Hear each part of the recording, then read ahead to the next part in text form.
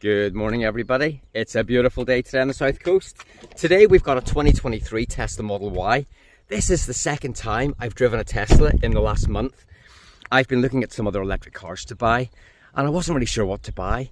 I've driven the Hyundai Ioniq 5, I've driven the Ioniq 6, I've driven the ID3, the ID4. I've driven lots of different cars and finally I'm with the Tesla again. Now, I have got to say, I am not a Tesla fanboy at all, but I still think the Tesla Model Y is the best electric car you can buy, and this is why it's the biggest selling car in the world, and I'm going to show you why. There's so many good things about this car, and there's a few things that aren't so good, but pretty much everything's really good in this car. So I'm going to spin you around. Let's have a little look at the bodywork in this car to see how it compares to the last one, and we'll see what we find. So this is the 2023 long range model. This is a test drive car. And I let people know you've got a test drive vehicle. So this is actually the same colour as the last one.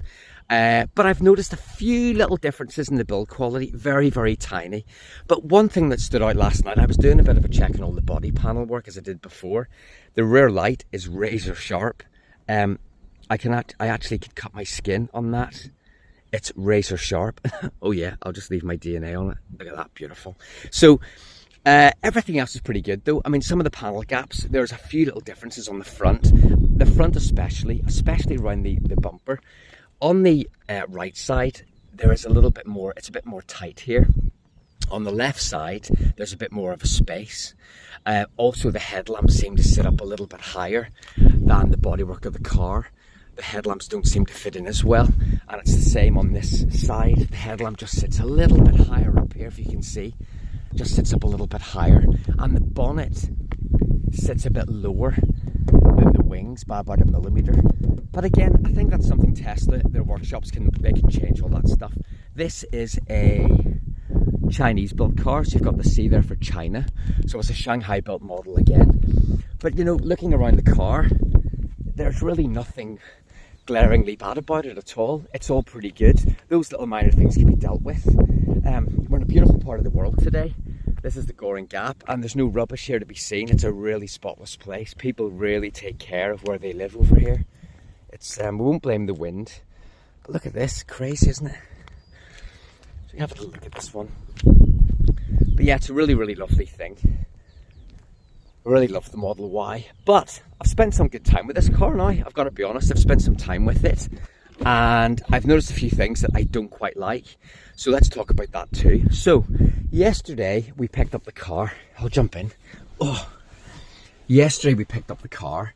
It was 25 degrees and I originally was going to get another rear-wheel drive car because that's probably the model I'm going to buy, and I'll tell you why in a little while. But basically, and I'll be quick because you don't want to be wasting your day listening to me droning on, but the Model Y long range was still, sorry, the standard range was still out. It was going to be back within about 10 minutes, but it didn't have a full charge. So I said I needed at least 200 miles for the driving that I would be doing. So they gave me a long range model instead, and I'm really glad I've got to drive the long range model and to compare it to the rear wheel drive, and I'm going to stick with the rear wheel drive. This has obviously got a better range, but it isn't as efficient and it doesn't drive as well. Obviously it's heavier, it's got a bigger battery, it's got twin motors. It doesn't handle as well. You definitely feel the weight more. It has less grip, and although it's faster, it doesn't feel like crazy fast. I mean, it's fast. It is much faster than the rear wheel drive, but the rear wheel drive is punchy enough for me. So it's definitely made me want to get the rear wheel drive more than the dual motor. If you need the mileage, get a long range one. But we're doing lots of small trips and we just don't need all this extra weight. You just don't need it at all, to be honest.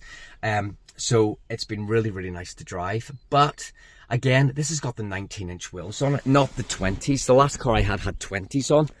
And I attributed the 20-inch wheels to the poor ride quality. On the 19s, the ride quality is still pretty poor, I'll be honest. Over broken surfaces like this, like broken tarmac, it's really quite noisy. There's a lot of tyre roar and a lot of rumbling inside the car. That's just the way it goes. You know, these things are built like, I guess, like super yachts. They're heavy underneath and light at the top. And that's probably just the way it goes. The panels are quite light, so there's going to be a wee bit of reverberation inside. But On a smooth road, it's perfect, but on a rough road, it's a wee bit noisy. Now, a bit like me. The other thing as well is on this car, I've really struggled to get comfortable. The lumbar on the seat, I just can't get it to deflate all the way back. So it's constantly pushing into my lower back. And yesterday, it was sweaty. I was so warm in here because with a lot of electric cars, and the Tesla is no different, it really struggled to get the temperature down yesterday. It took a long time to make this car comfortable. When it was 25 degrees outside, it was probably 35 degrees in here. It took quite a long time for it to cool down. So I was really sticking to the seat. The other thing I've noticed as well is, if you can see, I'm not sure if you can with this, but you'll now notice that I'm actually in widescreen, because last time I did the phone the wrong way and people told me off. Sorry about that. The seat base is very short. I could be doing with an extra couple of inches. And well, isn't that what we all say? But this one is too short. So I'm only a small guy. I'm about 5'8". Well, actually, probably a bit less. My wife would say, but let's say I'm 5'8", and I am nowhere near the end of the seat. I've got like a couple of inches behind my knees. So the seat bases could be doing with being a little bit longer. So yeah, I struggled to get comfortable yesterday. And also I had some issues with the wipers. I was washing the wipers. If I just switch her on here, ding, ding, ding. If I go to wash the wipers again, I think I'm running out of water. Oh, Tesla, you didn't give me any water, you cheeky buggers. It's running out of water. But basically yesterday I was washing the windscreen, and they just kept on sweeping. So the glass is really smeared because it kept wiping over a dry screen. Tesla, please, for the love of God, can't we just have a stock with the wiper controls on it? I don't know why we have to rely on this automatic system. And the scary thing is as well, there is going to be a new model coming out, and they're going to be ditching the stocks altogether, which seems crazy. I like having the stocks. I mean, it's just natural to have stocks. But if the rumours are to be believed, the new model is going to have, I'm sorry, make me dizzy. The new model's going to have different seats, a different steering wheel. The new seats will be better because the material's not great. They're not the most comfortable. They're good, but they're not great. So the new seats will be a bonus. There's going to be a new steering wheel, I think, which is a shame because I quite like this one. It's quite a minimalist. I quite like it. There's going to be no stocks for the indicators. I'm not sure if that's going to be allowed in the UK, but that's the rumour. And there's going to be no drive stock. So you'd use the screen to select your drive mode. So yeah, I don't really know if I'm a fan of that, to be honest. So the question is, do you buy a Tesla Model Y now, or do you wait? Because this month, in the UK at least, if you have a car with a month's MOT, you can trade it in against a brand new Tesla, and you get £3,000 knocked off, which is bloody good. I mean, it's not as cheap as it is in the States, but I've just been driving a Hyundai Ioniq 6 for a couple of days last week. It was 46 grand. And I'll be honest, I was a bit disappointed. The back end is beautiful, but the car was so fundamentally flawed in the packaging. There was very little room below the seats. The boot was a really weird shape. The access was poor. The front was tiny. The interior was full of scratchy plastic. I was like, wow, I really wasn't that impressed. Then I drove the ID Buzz. I've driven the ID3. I've driven the ID4. Oh my God, literally the ID3 is full of poddy plastic. Like that hard, shiny plastic. It is the quality, I've got to say, like it was well built. It was well screwed together, but the plastic quality was so poor. I was really disappointed. Everything was scratchy, and people are paying like 35, 40 grand. Guys, if anybody spends 40 grand or 50 grand on a Volkswagen ID3, I think they're mad. I just think they're mad. I'm sorry. Yeah, sorry I said it. I drove the ID Buzz as well. It's a lovely vehicle. Again, full of scratchy plastic, and it was 65 grand. I couldn't believe it. And the infotainment system was so poor. So poor. This is really good. But the one thing I don't like about Tesla is I'm always twisted over. I'm driving like a boy racer. I'm always twisted over the seat like this, trying to get to the screen. Why can't they just have a little cantilever on it so you can just pull the screen towards you? I just don't know why. However, Tesla have said on the new model coming out, there's going to be another display in front of the steering wheel. So It may be true, it may not be true. If it is, it will definitely be a big step up, I think, for Tesla. It kind of goes away from their minimalist ethos, but in terms of practicality, a little screen will be much better here, and I think that could happen. So the question is, do you buy Tesla now or do you wait? I don't know, because if you can get £3,000 knocked off, this is a much better car, I think, than all the others. I really do. And I'm not a Tesla fanboy. I've got to go on the other side. I'm not a Tesla fanboy at all, but sorry about the wind, folks. So I'm just going to quickly jump in the back here. So in the back, again, like before, there is loads of room. And because the seats are elevated so high, it gives you this weird illusion of space because you've so much room below the seats. So there may not be as much room here compared to some other cars, but you've got loads of room at this point, and you've loads of room, you've loads of height. So it makes you feel like there's loads of space. It's quite clever. And there's loads of room in the middle as well. It's a really spacious car. I think it's a great car. Like, you know, if you compare the Tesla to the likes of, you know, the Volkswagen ID3, the Ioniq 5, if you look at, say, some other electric cars, maybe not so much the Genesis GV60, it's a really luxurious interior. They've really nailed the interior of that car. But the Tesla, despite having some of those, you know, like before, those sort of rattly kind of trims and stuff, Tesla's interior feels way more upmarket than a lot of the other cars at this price point. I mean, if you thought 3 years ago cars were going to cost as much as they do today, you wouldn't believe it.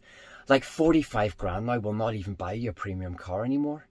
Like, you could spend 40 grand in a Volkswagen ID3 full of scratchy plastic, and you can see where they've cut corners, and they say, oh, it's for recycling purposes. But you know what? Plastic interiors in cars, they don't get recycled. They recycle like 10% of these cars. So the Tesla, you've got things like Alcantara on the doors. It's all soft touch on the top. You've got the scratchier plastics along the bottom here, but it's not terrible.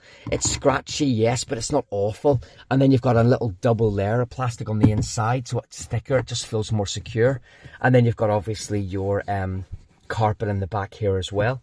I don't know if you know this as well. If anybody ever needs to get out of a Tesla in the back, you've obviously got your button here, but there's a little trick here too. You probably know this already. Tesla designed a little ridge here in this little rubber mat, and you can pull the mat out. I'll just close it over a bit. You can pull this out like this, and inside there's a little red tab. Sorry, my phone's going crazy here. Let me just lock that into place. Sorry, if you see this red tab here, you can pull on that red tab and it will release the door mechanism so you can get out. It's obviously designed for, you know, if there's an accident or something, you can actually get out of the car. So that's just worth paying attention to. So yeah, under the rubber mat, there's a little release there. You've got your USBs in the back here as well, USB-Cs. You've got vents in the back. In the center console, you have another pair of USB-Cs down here. They're not in the best place, they're not the most accessible, but you've got USB-Cs there as well. You've got your phone charging, wireless charging pad, Alcantara as well. Really deep pockets too, really good storage. The only downside, I think, to Tesla, the Hyundais have really big storage trays. There's not really anywhere just to put stuff. If this was non-slip, and I'm sure there's an accessory somewhere, you could put stuff on the top of this. Otherwise, you know, the armrest is pretty huge. And oh my goodness, I'm sorry, my phone is just absolutely going crazy here. So we'll take it out of this take that away because it's being silly. You've got a really deep pocket here as well. So yeah, you've got loads of space in here. It's a really nice place. You can just feel the temperature rising a wee bit because the sun is really coming up now. But in terms of the interior, this is much better. It just beeped. Why did you beep at me? I don't know why it beeped at me. I'm going to get out in case I get locked in. So, but yeah, it's a really lovely car. And, you know, the front's really big. The boot's really big. Let's have a look at the boot here as well. So, hopefully, guys, I haven't cocked up the video by taking it off that little display. So the boot, again, is really big. You've got this caterpillar-y parcel shelf that they fitted for the 2023 model year, and that was really to reduce some of the noise that was emanating from the boot.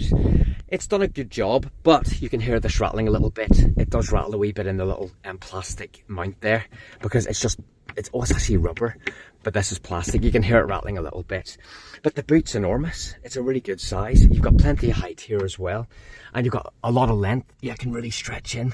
It's really long.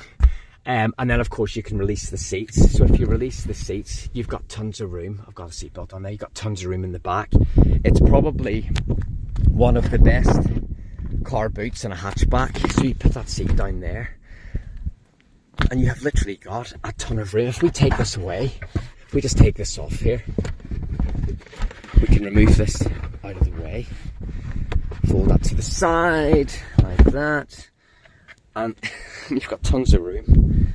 It's really practical, it really is. The Ioniq 6 had this little opening, and you know, it was just a nightmare. I could barely get the pram in. It's a really weird shape.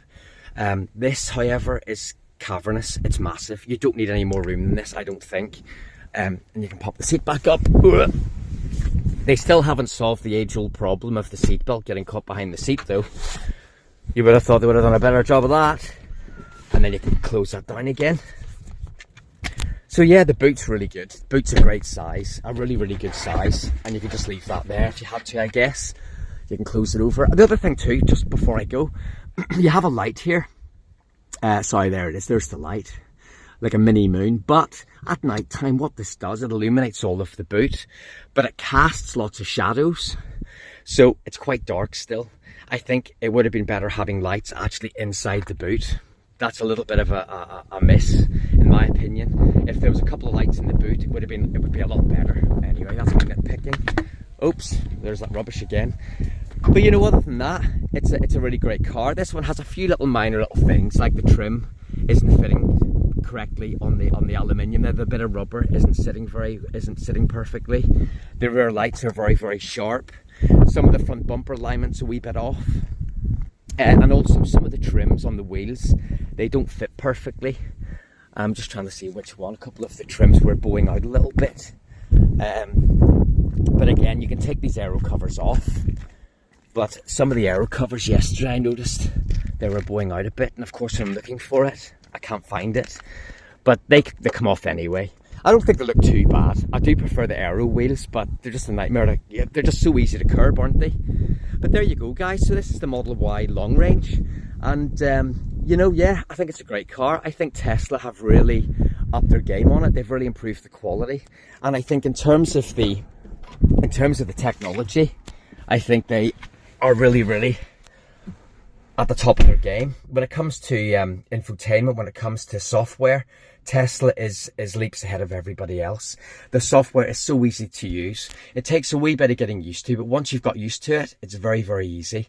And the sound system's incredible. I can't put music on because I'll probably get in trouble, but it's got like a 12 speaker stereo, and the sound is phenomenal. It can really shake. The bass is really strong. And I love the little iPad-esque covers over the vanity mirrors. Just little details that are really, really nice, you know. Oh, I think they're closing the road now for the marathon, so I better go. There we go, guys. That's probably my calling card to go. But yeah, the Tesla is a great car. It's a great car. It's one of my favorite electric cars, and I think that if anybody wants to buy one, go and test one. Once you've driven a Tesla, it's very, very hard to go back. They just have that unique experience. They're instantly fast. There's no delay. Like some of the other electric cars, you put your foot down, there's little delay before they take off. Teslas take off from the off, they're away. It drives well, handles well, the brakes are strong, software's great, it gets regularly updated over the air. Yeah, I think it's a great car. So guys, any questions, leave them in the comments, and thank you again for watching, and we'll see you guys on the next one. And we're gonna go before we get locked in. See you in the next one, guys. Bye.